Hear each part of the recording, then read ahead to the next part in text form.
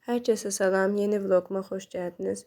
Bugün istədim bu qısa vlogumda biraz sizlərlə Doriş haqqında danışım. Bilirsiniz, Doriş çox pis xəstələnmişdi, vloglarımda da görmüş olarsınız. Dorişim çox şükür sağaldı, elə bu sağalmaq vlogudur.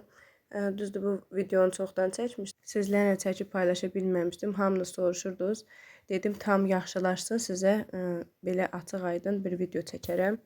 Çox şükür müalicəyə cavab verdi. Ağzından çox pis qoxu gəlirdi. Həm də halsız, iştahsız idi. Çox şükür indi gördüyünüz kimi həm kökəlib, həm də ki iştahı da yaxşıdır. Yeyir, içir, oynayır. Əvvəlki şənliyi yerinə qayıtdı, belə deyim. Əvvəlki Dorişim geri qayıtdı.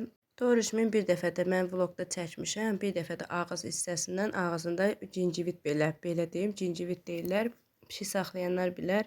Belə bir xəstəlik ağzında var idi. Mən onu müalicə elətdirdim. Özüm müalicə elədim, daha doğrusu evdə. Çox da gözəl nəticəsini gördüm. Amma ki, bu dəfə həm evdən qaçmağı, immunitetin düşməsinə, həm də arıqlamasına, zəifləməsinə səbəb oldu. 12 gün bilirsiniz, evdən yoxa çıxmışdı Doriş. Gələndə də ki, vəziyyətini siz görmüşdünüz. Bilməyənlər bir də baxa bilərlər. Dorişimin sahiblənməyimin 1 ili tamam olur. İyunun 2-si. 2-si idimi, 4-ü idimi, may ayından sonraki gələn ayda Dorişimin sahiblənməyimin 1 ili tamam olur. Dorişimin demək olar ki 1 yaşı var. 1 yaşı olur. Mən bilmirəm, sahiblənəndə 2 aylıq falan ancaq olardı.